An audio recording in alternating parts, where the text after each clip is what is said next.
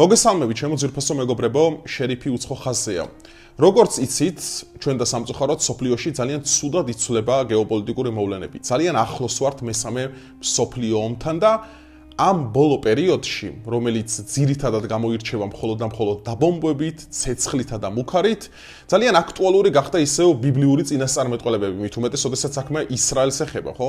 ისრაელი, რომელიც არის მთელი ნარატივი, ბიბლია თავიდან ბოლომდე, ანუ 80% თუ არა, მაგაზე ნაკლები ნამდვილად არ ეძღვნება ამ ქვეყანასა და ზოგადად მაგ ხალხს.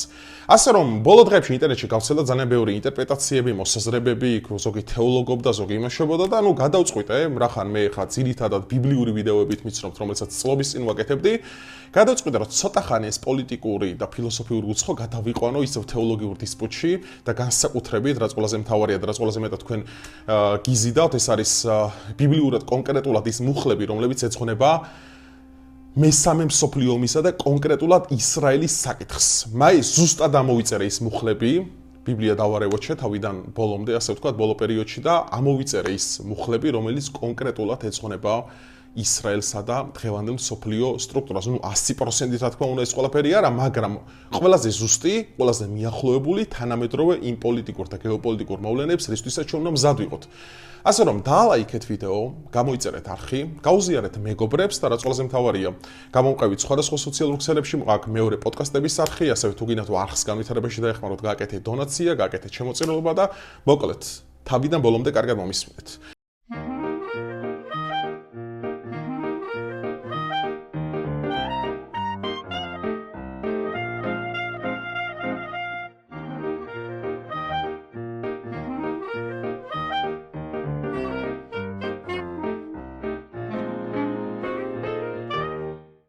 ასეთი სამი წინასწარმეტყველება, რომელიც კონკრეტულად უკავშირდება ისრაელს და ისრაელის ბედს მსოფლიოში, კონკრეტულად მეგობრებო იწყება ეზეკიელის წიგნიდან.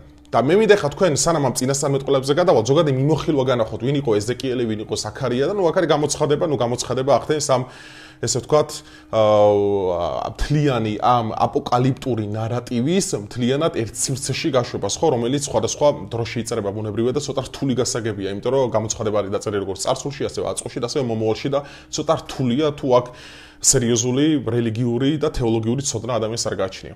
ეხლა რასთან გვაქვს, მეგობრებო, ეზეკიელი და ზაქარია ვინ იყვნენ? ესენი იყო ორი ებრაელი წინასწარმეტყველი, რომელიც ცხოვრობდა ბაბილონის გადასახლებაში და მე მინდა ხაზი გაუსვა ძალიან მნიშვნელოვანი მომენტს, იმიტომ რომ ჩვენ მივალთ იესო ქრისტეს ღმერთობაზე და ის რომ ბოლოს ებრაელები მოინანიებენ საკუთარ შეცოდებას და დაუბრუნდებიან ჭეშმარიტ ღმერთს, მაქამდე სანამ მივალთ, მე მინდა ისტორიული კონტექსტი შეგახსენოთ, რომ ეზეკიელი და ზაქარია მეგობრებო, რომელიც ბაბილონის ტყვეობაში იმყოფებოდნენ, გადასახლებულნი აკრიტიკებდნენ მაშინდელ ისრაელს იმაზე, რომ ისინი გაშორდნენ ჭეშმარიტ ღმერთს. ეს არის ძალიან მნიშვნელოვანი კონტექსტი, რაც შეიძლება ჩვენ დღეს შევადაროთ სწორედ ამ ისრაელის მე ვამბობ ზედა ეშელონებში არსებულ რეალურ პოლიტიკურ მიზნებს, იმიტომ რომ სიონიზმი საერთოდ არ არის არც ეზეკიელი და არც ზაქარია. ეს მინდა აქედან გამომიშნო. აქ საუბარი მეგობრებო არის, იმიტომ რომ ზაქარია და ეზეკიელი ისედაც წინასწარმეტყველებდნენ იესო ქრისტეს მოსვლას. ეზეკიელი და ზაქარია წინასწარმეტყველებდნენ, რომ ქრისტე უნდა მოსულიყო, მას უნდა გადაერჩინა კაცობრიობა და უნდა ზიციური იერუსალიმის კარი გაიყო ყველა ადამიანებისთვის. ეს არის მეგობრებო დაწერილი ძველი წელთაღრიცხვით 593-571 წლებში, როდესაც ბაბილონის ტყვეობაში იმყოფებოდნენ, მათ შორის იყო დანიელი, ასევე ძალიან ცნობილი წინასწარმეტყველი, რომელსაც უშუალოდ გაკეთებული აქვს ძალიან ცნობილი წინასწარმეტყველება იმასთან შესახებ, რომ ანტიქრისტე, რომელიც უნდა მოვიდეს, იქნება დანის ტომიდან, ანუ ისიც იქნება, აი მე ვქოთ ლევიტელები იყვნენ, ეზეკიელი და ზაქარია, ლევიტელები იყვნენ მღვდლები ძველ აღთქმაში. და შესაბამისად კრიტიკა, რომელიც დაიწყო ეზეკიელმა და ზაქარიამ, პირველი ეძღვნებოდა სწორედ ისრაელს და მათ განხორციელებულ უღმერთო ქმედებებს და რის გამოც ღმერთმა ისინი აი ამ ტყვეობაში დასაჯა. მოდით ახლა მოვისმინოთ, რაზე წერდა ეზეკიელი საკუთარ წინასწარმეტყველებაში, ეს არის 38 და 39 თავი. ეს არის ერების დიდი კოალიცია, ეს არის ძალიან ცნობილი წინასწარმეტყველება, რაზეც თქვენი არაერთი, ესე ვთქვათ, შტაბეჭდილებები, არაერთი ლეგენდები და მითები, რომელიც აქამდე ძირითადად თქვენ გსმენიათ, ეს არის გოგი და მაგოგის დაპირისპირება ისრაელთან. ეს არის ძალიან საინტერესო თემა მეგობრებო. გოგი და მაგოგი, რომელიც გაკეთებულია არაერთი ინტერპრეტაცია ამასთან დაკავშირებით, ხო, ვინ მოიაზრება გოგში და ვინ მოიაზრება მაგოგში, რომელიც კოალიციაში დაუწყებენ ბრძოლას ისრაელს. აქ ძირითადად კეთდებოდა აქცენტი იმაზე, რომ გოგის ხალხი დღევანდელ, მაშინდელ პერიოდში იწოდებოდა ესეთ ხალხი სკითიელები იყვნენ, ასეთი ხალხი, სკითიელები დღევანდელი რუსეთის ტერიტორიაზე მაცხოვრებელი ხალხია და სხვათა შორის ამ ბოლო ხანს გაჩნდა თეორიები იმასთან დაკავშირებით, რომ ისრაელის წინააღმდეგ ბრძოლას მომავალში თავად რუსეთის ჩაუდგებაო. ახლა დღევანდელი პოლიტიკური შეხედულებიდან გამომდინარე რუსეთის თავისი გაჭირვებია უკრაინაში, მაგრამ აქ რა თქმა უნდა გაკეთებული შემდგომი ძალიან მნიშვნელოვანი ის არის, რომ აქ არის იმაში რა ქვია მაგოგში მოაზრებული მაშინდელი პერსია, რომელიც დღეს გადმოტანილია როგორც ირანი. ახლა მე კიდევ ერთხელ ვამბობ მეგობრებო, ნახეთ, ერების დიდ კოალიციაში, რომელიც ისრაელის მიწებს მიადგებაო, ხო, ესა მე ზაქარიაშვილს ამაზალიან კარგად. აქ არის რა თქმა უნდა ჰიპოთეტური, ახლა მე რასაც საუბრობ, აქ არ არის ზუსტი, მაგალითად ახლა ბიბლია ხო არ არის რაღაც გეოპოლიტიკური წიგნი, პოლიტექნოლოგია ხო, ბიბლია არის წინასწარმეტყველება. ბიბლია არის ღვთის სიტყვა, რაც ყველაზე მთავარია და ბიბლია არის იმ საღვთო ემანაციის გამოცხადება. ხო, ადამიანთა და შესაბამისად 100%-იან გარანტიებზე, რა თქმა უნდა, ამას მე კი არა ვერავინ ვერ მოგცემთ, მაგრამ მე ვხსნი ყველაზე, best explanation რომელიც ხსნიან დღევანდელ გეოპოლიტიკურ სიტუაციაში, რომელიც მოიაზრება მაგალითად აი პერსია როგორც ირანი, მაგოგი და გოგი როგორც რუსეთი. და დღეს რო თქვენ შეხედოთ, ხო, ირანიც და რუსეთი არიან მოკავშირეები. ხო, ირანის და რუსეთის არიან მოკავშირეები, ხო, ესე ვიცით ჩვენ. ეხლა აქ არის ძალიან საინტერესო ზაქარიასთან, აქ მე მინდა გითხრათ, რომ ეზეკიელი 39 თავში ბოლოს ესე ამოხსენებული, ამას გამოვიდან აუცილებლად განახებთ, რომ ეს კოალიცია, მთლიანი გაერთიანებული მარცხდება ისრაელთან. ეს იყო წინასწარმეტყველები ეზეკიელის მიერ, ეს ის პერიოდია კიდევ ერთხელ შეგახსენებ, სადაც ეზეკიელი მაშინდელ ისრაელსაც აკრიტიკებს საკუთარი უღმერთობის გამო, მაგრამ ეზეკიელი საკუთარ ბოლო თავში ამბობს, რომ ისრაელი ამ გაერთიანებულ კოალიციას მაინც ამარცხებს. ეხლა მე მინდა ზაქარიას შევეხო მეგობრებო და აქ მინდა კონკრეტული წინასწარმეტყველება გამოვყო მე-12 და მე-14 მუხლები იმ დღეს იერუსალიმი წითლად იქნება მძიმე ლოდი, ყველა ხალხი აღდგება მათ წინააღმდეგ. ეხლა მე კიდევ ერთხელ ხას უსვამ, აქ დაზუსტებით ეხლა ეს რომაელების პერიოდზეა გამახვილებული, იმიტომ ეხლა როგორც ქრისტე ხო ამბობს, რომ იქნება ომები და მაგრამ ეს უნდა მოხდეს, სანამ დაიწყება მეორედ მოსვლა. იქნება ეპიდემიები, იქნება ბრძოლები, იქნება სისხლი, მაგრამ ეს უნდა მოხდეს, სანამ დაიწყება ეს მეორედ მოსვლა, ხო? შესაბამისად კიდევ ერთხელ გეუბნებით, რომ ეს 100%-იან იმას ვერ ამბობს, რომ ეს რომს მიეძღვნა სიტყვაზე რომის პერიოდი იყო საღვთო რომის იმპერია, ხო? ამას 100% ვერა, მაგრამ ძალიან მნიშვნელოვანი მომენტები რაც შეიძლება ჩვენ გავითვალისწინოთ. რასაც ზაქარია ჩვენ გვიმხელს, აი ეს არის ძალიან დიდი მესიანისტური მინიშნება მეგობრებო, რაზედაც მადლობა იესო ქრისტე ღმერთს, რომ ისრაელი უბრუნდება ღმერთს. ეს ომი, როდესაც ნახე მძიმე ლოდი, რომელიც დადგება და ყველა ხალხი აღდგება, ეს აი ზაქარია არ აკონკრეტებს, რომ მაგალითად ისრაელი ამ ბრძოლაში იმარჯვებს.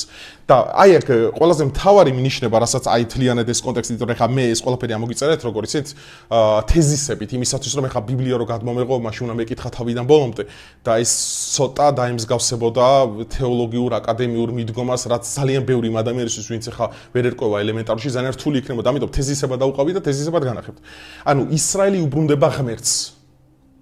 ეს არის ზაქარია წინასწარმეტყველის ძალიან შესანიშნავი, ესე ვთქვათ, წინასწარმეტყველება და მინიშნება იმის შესახებ, რომ ის რაც გამოაცალა ამ პერიოდში ბაბილონის ტყვეობის დროს ისრაელმა რაც დაკარგა, ღმერთი და დღეს პრაქტიკულად ეხა ისრაელის სახელმწიფო არ არის ქრისტიანული და ის ქრისტეს წიაღში არა, იმიტომ რომ მათ ჭეშმარიტი ღმერთი უარყვეს, მნიშვნელოვანი რასაც ზაქარია ამბობს, რომ ისრაელი უბრუნდება ღმერთს და ღმერთი იცავს უკვე მერე ისრაელს. სხვა შემთხვევაში მე კიდევ ერთხელ მისაუბრე ამის თემაზე და მე შარშან პალესტინის ამბებიც რო იყო ამ თემასა ძალიან ესე ვთქვათ მკაფიოდ შევეხე და განვაცხადე ესეთი რაღაც რომ ძალიან მნიშვნელოვანი მომენტია მეგობრო გავითვალისწინოთ ერთი რამ რომ ძველი აღთქმა ეფუძნება წინასწარმეტყველებას რომ უნდა მოვიდეს მესია იესო ქრისტე დედამიწას. მესიის მთელი ეს შინაარსი, მთელი ეს მესიანისტური განცხადებები რაც კეთდებოდა, ხო? რომ ესენი ჩვეულებრივი ებრაელები იყო, ზაქარია ებრაელი იყო, ეზეკიელი იყო ებრაელი. სავლე არ იყო ებრაელი, რომელიც უდიდესი მოწამე ხდება? ნახეთ, უნდა გავყოთ აქ. ფარისევლები სხვები არიან, ძალიან ცუდები, სიონისტები არიან, ძალიან ცუდები, მაგრამ კლასიკური ქრისტიანი ებრაელები, რომლებმაც მოიტანეს, აი ესენი, აი ეს მინდა გავუნახეთ, ეზეკიელი, ზაქარია, დანიელი რომელმაც ეს მესიანისტური სიტყვა თქვენ გამცნეს, მათ შორის ახალ აღთქმაში უდიდესი წიგნები არის მაგ ებრაელების დაწერილი. ამიტომ მეგობრებო, ჩვენ არ უნდა ვიყოთ უმეცრები და უნდა გაუმიჯნოთ ერთმანეთისგან, რომ არ მოხდეს მთლიანი ერის მიმართ რაღაც ზიზღი წარმოშობა. შესაბამისად უნდა გაუმიჯნოთ. სხვა არის ფარისეველი, სხვა არის სადუკეველი, სხვა არის აბსოლუტურად სიონისტი, რომელიც ატარებს იუდაურ და არა ბიბლიურ, იმიტომ რომ ეს ძალიან დიდი განსხვავება არის მეგობრებო ამასთან მიმართებაში, იმიტომ რომ ხო გეუბნებით ახალი აღთქმის მცხეთიდან ადამიანი, რომელიც ჩადის და ქრისტეს კვართი აქ მოაქვს, არის ებრაელი. მცხეთელი აქ რო იყვნენ ჩვენთან დასახლებულები, ხო? ელიოზე და იმაზე მოქვს საუბარი. ამიტომ მეგობრებო, უნდა გამოვითვალისწინოთ, რომ ეს ხშირად ასოცირდება ძალიან ცუდ რაღაცებთან და საბოლოო ჯამში მიდის მერე ერებს შორის დაპირისპირება. ამიტომ რომ ჩვენ ესეთ ბრმა რადიკალიზმში თავი ვარჩევთ, უნდა გავყოთ ხალხის ჯგუფები ერთმანეთისგან. იმიტომ რომ ესენესები ვაფშე სხვა იყვნენ, ფარისევლები ვაფშე სხვა არიან, სიონისტები ვაფშე სხვა არიან, რომლებიც იუდაური წიაღიდან მოდიან, რომლებიც მესი არ მიიღეს, მაგრამ დაიმახსოვრეთ ერთი რამე, რომ იყვნენ ქრისტიანი ებრაელებიც, რომლებმაც ეს ყველაფერი, ეს სიტყვები თქვენ აქამდე მოგიტანეს. ესაც ძალიან მნიშვნელოვანი მესიჯი, რაც მინდა გაითვალისწინოთ. ანუ ისრაელი უბრუნდება ჭეშმარიტ ღმერთს, ანუ იესო ქრისტეს. აქ არის მეგობრებო კიდევ გამოცხადების მე-20 თავის მე-7 მუხლი. ეს არის ჰარმაგედონ, ანუ არმაგედონის ბრძოლა და ეს ძალიან ცნობილი ბერძნული სიტყვა ეს, რომელიც ესე ითარგმნება როგორც ბოლო ჟამამდე არსებული ერთ-ერთი ყველაზე მნიშვნელოვანი ბრძოლა, ალბათ რავი, მე-4 ან მე-5 მსოფლიო ომი, შეგიძლიათ ეს წარმოიდგინოთ. და აქ არის ერთი მნიშვნელოვანი რამე, რაც ეზეკიელისგან განსხვავდება, რომ გოგისა და მაგოგის კოალიცია ხელახლა უბრუნდება ახალ დარტყმას ისრაელის წინააღმდეგ. აი გამოცხადება გვამცნობს მაგას, რომ პირველად ხო ისრაელი იმარჯვებს, ნუ აქ ზაქარია არის მოხსენებული, რომელიც არ აკონკრეტებს კონკრეტულად. ყველა ხალხი აქ დამაწინააღმდეგ, მაგრამ არ არის დაკონკრეტებული კონკრეტულად რა შედეგი ვითარდება, მაგრამ აი გამოცხადებაში არის ძალიან საინტერესო, რომ გოგისა და მაგოგის კოალიცია კვლავ უტევენ ისრაელს. შეიძლება ეს მე-20 თავის მე-7 მუხლი ჩვენ მოვიაზროთ. ეს თეზისი გამოვიყენოთ, რომ დღევანდელ პროცესებს სწორედ აი ეს მუხლი ყველაზე კარგად ესადაგება. ასევე მინდა მეგობრებო გამოვყო იოველის წიგნი. ეს არის ძველი აღთქმის ერთ-ერთი წინასწარმეტყველი, რომელიც ამბობს, რომ შევაგროვებ ყველა ერს და ჩამოვიყვან იეჰოშათამის ველზე და დავში ჩემ ერს ისრაელის გამო. მაგრამ ეხა უყურეთ აქ რაზეა საუბარი. აქ კიდე ხაზი მინდა გაუსვა ერთ ძალიან მნიშვნელოვან მომენტს მეგობრებო. აქ კონკრეტულად ისრაელის გამო ჩვენ უნდა გაუმიჯნოთ ერთმანეთისგან ისრაელი როგორც სახელმწიფო და ისრაელი როგორც ხალხი. იმიტომ რომ ზოგადად ისრაელის სიტყვა მოდის, ჩვენ ვიცით იაკობისგან, ხო, რომელიც ღმერთს შეებრძოლა და დღეიდანვე შენ გიწოდებ ისრაელს, ანუ ღმერთთან შემარკინებელს, ადამიანი ნუ ეს რა თქმა უნდა შედარებითია ეს ყველაფერი, ღმერთის დამარცხება რა თქმა უნდა არავის არ შეუძლია და ეწოდა ანუ ღმერთისთვის მებრძოლი. ანუ ისრაელის სახელის ეტიმოლოგია ჩვენ ვერ გამოვიყვანთ და ვერ ვიტყვით რომ ისრაელის დღევანდელი სახელმწიფო მოაზრებულია სწორედ ისრაელის გამო, აი რომელიც აქ არის მოხსენებული, იმიტომ რომ ხა თუ ჩვენ ძველი აღთქმისა და ახალი აღთქმის ამ მესიანისტურ წინასწარმეტყველებს როგორც პაზლში ერთად ჩავსვავ, აქ ისრაელი მოაზრებულია როგორც ყველა ის ქრისტიანი ებრაელი, რომელიც აღიარებს იესო ქრისტეს ისევ როგორც ღმერთს. ანუ მის ჭეშმარიტ ღმერთს უბრუნდება, ანუ იმ ღმერთს, რომელსაც აი მოსე გამოიცხადა მაგალითად და ქვის ფილაქნებზე მისა 10 მცნება, ხო? ანუ ჩვენ მე კიდევ ერთხელ ვიმეორებ მეგობრებო, ეს არის ძალიან სენსიტიური საკითხი. ამაში თუ ღრმაცოდნა შენ არ გაქვს, ამაზე არ უნდა ისაუბრო ზედაპირულად, იმიტომ რომ შეიძლება შეიყვანო ბევრი ადამიანის შეცდომაში. გამოცხადება თვალნათლივ და ძველი აღთქმის წინასწარმეტყველები ამბობენ, რომ ისრაელი დაუბრუნდება ღმერთს ბოლოს და სხვათა შორის მე ერთ-ერთი წმინდა მამის ისა მაქვს საკითხული ვერ ვიხსენებ სამწუხაროდ მე მაქვს დაახლოებით 2 წლის წინ გადაღებული ილიაზე და ენოქს ეს ვიდეო და მომიყვანა ერთ-ერთი ბერძენი წმინდა მამა იყო ღმერთის წყალობით აუცილებლად გამახსენება და ამას დავწერ რომ ბოლო ჟამს ანუ ანტიქრისტე როდესაც გამეფდება დედამიწის ზურგზე როგორც ესე ანახსენები პირველი ხალხზე აქვს საუბარი არ ვამბობ იმას ვინ აღიარებს მას ხო ეს ჩვენ ძალიან კარგად ვიცით წინასწარმეტყველებიდან რომ ანტიქრისტე იქნება დანის ტომიდან ანუ დანი და ლევი იყვნენ ძმები იაკობის შვილები. ანუ შესაბამისად ნახეთ აქ ძალიან საინტერესო რამე რომ ლევი იყო საღვდელოება, დანი იყო ამის ძმა, ესე ძალიან საინტერესო. ანუ მოდის რომ ერთიანი ანთროპოლოგია აქვს ამ ყველაფერს. ეს ძალიან დიდი გენეოლოგია ხალხო. ძალიან დიდი გენეოლოგია. და შესაბამისად მთავარი კუთხედი ამ რომელიც ისრაელი მოიაზრება ის ხალხი, ვინც იესო ქრისტეს უბრუნდება ბოლო ჟამს. ანუ ებრაელები იქნებიან პირველი ხალხი, რომელიც ანტიქრისტესზე მიხვდებიან, რომ ის იქნება ცრუ მესია. ეს არის ერთ-ერთი წმინდა მამის წინასწარმეტყველება. რომელიც ნუ იქ იყო მოყვანილი, რომ წინა დაცვით არ ექნება ანტიქრისტეს გაკეთებული და რაღაც ეგეთი манипуляციები, ანუ ამას ვერ ვიხსენებ, როდესაც გავიხსენებ ამას მე ჩაგედით, რომ ეს როგორც ავთენტური დოკუმენტი დაახლოებით 2 წლის წინ გამოვიყენე, რადგანაც მე მართლმადიდებელი ქრისტიანი ვარ და ბუნებრივია ჩემთვის წმინდა მამის გამონათქვამები და მისი ესე ვთქვათ ეპისტოლეები და მისი შეგონებები არის ჩემთვის უმნიშვნელოვანესი და ვიყენებ ამას როგორც ავთენტურ წყაროს ყოველთვის. ანუ შესაბამისად ეს ყველაფერი მეგობრებო მთავრდება იმით, რომ ისრაელი იმარჯვებს ამ ომში. მაგრამ ისრაელი იმარჯვებს არა იმ ომში, რომ დღეს როგორც არის ამერიკის შეერთებული შტატები იყოს პატრონი და ეხა პოლიტიკური ისრაელი აქ არ მოიასრება. კიდევ ერთხელ ვამბობ, პოლიტიკური ისრაელი აქ არ მოიასრება. დღევანდელი ისრაელის სახელმწიფო თავიდან ბოლომდე ეყრდნობა რა თქმა უნდა სიონისტურ იმას და აქ არ არის არაფერი ჭეშმარიტ ღმერთთან. და ის ჭეშმარიტი ებრაელები ვინც შიგნით არიან, ვინც ქრისტეს მიიღებენ როგორ ღმერთს, სწორედ მოაზრებულიანიან ამ ისრაელის გამო. აი ეს არის ძალიან მნიშვნელოვანი. აი ამ შემთხვევაში უკვე ჩვენ მივიღებთ ხელახლა დაბადებულ გამოცოცხლებულ იმ ხალხს, რომელმაც აი ზუსტად იგივე მდგომარეობა დახვდა მოსეს, რომელიც ჩამოვიდა მთიდან, დახვდა რომ აბსოლუტურად სხვა კერპს ეთაყვანისებოდნენ და დაიწყო მკერპების მსხრევა. დღეს იგივე მდგომარეობა ისრაელში მინდა გითხრათ და მოსე დღეს რო ცოცხალი იყოს, დღეს რო მოსე იყოს, ის არავითარ შემთხვევაში დღევანდელ ისრაელის ქმედებს არ გამართლება. არავითარ ამას სრული პასუხისმგებლობით რომ მოსე ძველია თორასა და მთელი იმის არავითარ შემთხვევაში არ გამართლებდა.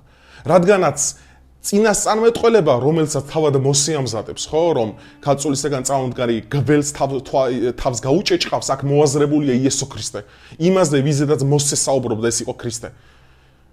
მოსე როგორც უდიდესი წინასწარმეტყველი, უდიდესი ადამიანი, ხო და მე ზოგადად მოსეს პიროვნულ ტრანსფორმაციას ჩემთვის მაქვს ლექცია მაქვს 2 საათიანი ჩატარებული, მარტო მოსესე რამხელა პიროვნულ ტრანსფორმაციას გადის ეს ადამიანი. მათი ანუ ღმერთისა და მოსეს შეხვედრა არის ფენომენალური თეოლოგიური მწვერვალი, რაც შეიძლება არსებობდეს საერთოდ ნებისმიერ რელიგიაში. ასე რომ მეგობრებო, ძალიან კარგად მინდა ამ ყველაფერს დაუკვირდეთ, რომ ჩვენ საუბარი, როდესაც გვაქვს მესიანიზმზე, ყოველთვის უნდა გვახსოვდეს, რომ მესია უკვე იყო 2000 წლის წინ. მესიის სახელი იყო იესო ქრისტე, რომელმაც აღასრულა ძველი აღთქმის ყველა წინასწარმეტყველება და ის იყო ჭეშმარიტი ღმერთი ადამიანის სხეულში.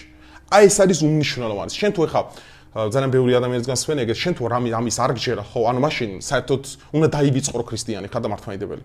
იმიტომ რომ თავარი რაც აქ არის, ის არის რომ ორი ბუნება, ანუ ადამიანური და საღვთო, ეს იყო ქრისტეში. სწორედ ამას წერს იოანე ოქროპირი. და ამაზე იყო საეკლესიო კრებები და ამაზე იყო დიდი ჯახები ქრისტიანობაში, რაც კი მომხდარა. ასე რომ მეგობრებო, ძალიან მძიმე მდგომარეობა ახლოვდება, იმიტომ რომ ეს დღეს თუ არა ხვალანზე მაინც ახდება, ჩვენ ამისთვის მზად უნდა ვიყოთ, ჩვენ უნდა ვიყოთ სულიერად ამისთვის მომზადებულები, უნდა ვიყოთ შინაგანად ამისთვის მომზადებული, ფიზიკურად ამისთვის მომზადებული, მენტალურად უნდა ვიყოთ მზად, იმიტომ რომ ეს თუ ხვალზე განმოხდება, მეგობრებო, აუცილებლად გველის ესეთი მომავალი, რადგანაც წინასწარმეტყველება, როდესაც გამოცხადება, რატო არის მაგალითად ყველაზე დიდი ნეგატიური შინაარსის პათოსი, რასაც გადმოსცემს ბიბლია, ხო? იმიტომ რომ ადამიანის ბუნება არ იცვლება. არა ხო შეიძლება გამოცხადება ქონოდა, მაგალითად რომ აი ადამიანებს ერთმანეთი ეყვარებოდა, ყველაფერი იქნებოდა კარგად, ყველაფერი იქნებოდა ბედნიერად, მაგრამ ასე არ არის.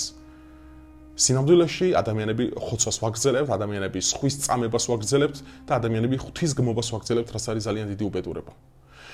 ასე რომ მე რაც შემიძლია ახლა ვუსურვო თელ კაცობრიობას, ანუ ხა საქართველოს მაგის შეხსენება არ ჭირდება, ისედაც ქრისტიანული ქვეყანაა, მაგრამ რაც მინდა მოუწოდა თელ სოფლიოს, ну განსაკუთრებით ხაზგასმის ისრაელს. აი მეგობრებო, აი მე მინდა კონკრეტულად ქართველი ებრაელები, რომლებიც ახლა მე ვიცი მიყურებენ იქიდან და პატივისცემა მათ. ნახეთ, ეზეკიელი და ზაქარია იყვნენ ეროვნებით ებრაელები. ისრაელს აკრიტიკებდნენ იმის გამო, რაც ჩაიდინა მაშინ და რასაც მოყვა ბაბილონის ტყვეობა და ნაბუქოდონოსორის გადასახლება. მეგობრებო, კარგად უნდა შეითავსოთ და კარგად გაითვალისწინოთ. ღმერთი კი არ იცავს ისა რა ქვია, რკინის გუმბათი კი არ იცავს ისრაელს. ამერიკა კი არ იცავს. ღმერთის გარეშე ყველაფერი არის ამაო ამ ქვეყანაზე. მე მინდა ერთ-ერთი ძალიან ცნობილი სიტყვები გამოვიყენო ასევე ბიბლიიდან, რომ თუ ღმერთი არ იცავს ქალაქს, ამაოდ ფხიზლობს მისი გუშაგი. აი ნახე დაუკვირდით რა ხარბა სიტყვებია.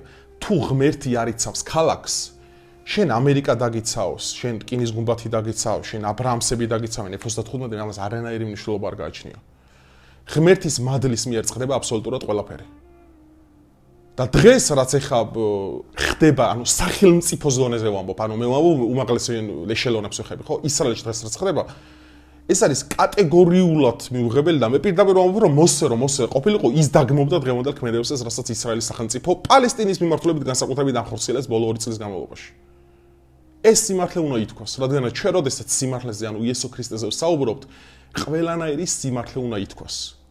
აი ამ სიმართლის გამო კვდებოდნენ ქრისტიანები, აი ამ სიმართლის გამო ეწირებოდნენ ადამიანები. ამიტომ არც ერთ ადამიანს, როდესაც საქმე ეხება ყოვლადწმინდა სამებას, როდესაც საქმე ეხება ჩვენ ჭეშმარიტ სარწმუნოებას, როდესაც საქმე ეხება მართლმადიდებლობას, მეგობრებო, ყოველთვის გახსოვდეთ, იყავით სიმართლის ხარეს და ეს სიმართლე არის იესო ქრისტე.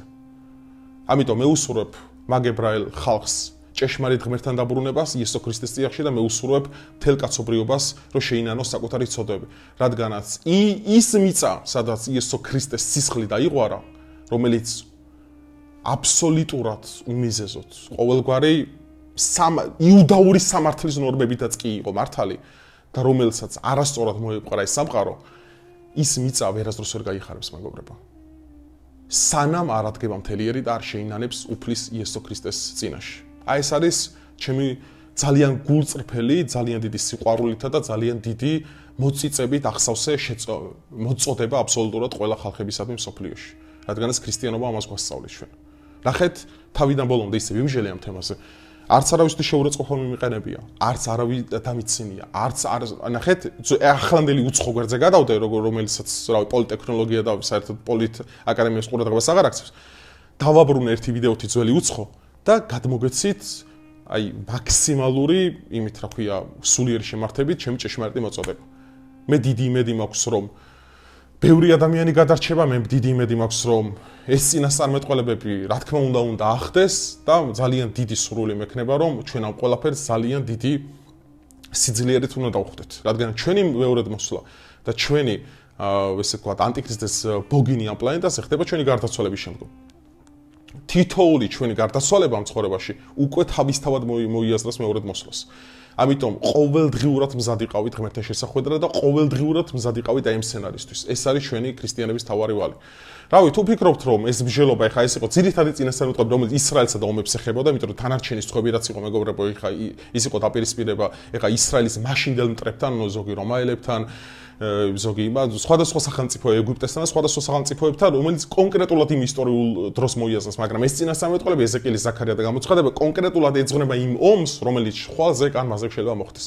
ამაზე 100%-იანი გარანტია არ არსებობს, ასე რომ იყავით კომენტარებში ადეკვატურები, რაც მთავარია და თუ გასაკრიტიკებელი ვარ რაღაცაში ადეკვატურად გამაკრიტიკეთ, რადგან პატივისცემა არასდროს დაკარგოთ ადამიანებისგან, იმიტომ რომ რაც უფრო ადამიანი იქნები ბილდს სიტყვაობ, ადამიანი რაც უფრო მარტო ემოციებს აყვები, ადამიანი რომელიც მარტო, ანუ მე ვერაფრით ვერ ავნერ დამაზიანებს მაგით, იმიტომ რომ ჩემი მენტალობა ძალიან ძლიერია, ჩემი სულიერი მდგომარეობა ძალიან ძლიერია და ჩემი ფიზიკური ძალა ძალიან ძლიერია.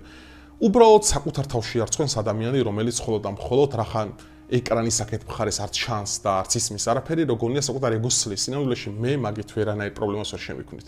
საკუთარ თავს ეცით პატივი, ღმერთს ეცით პატივი და გამოხატეთ თქვენი აზრი ნორმალურად, ადეკვატურად. დიდი მადლობა ყურადღებისთვის, დროებით. შემდგომ ვიდეოში ისევ ახალი უცხო ბრუნდება. დროებით.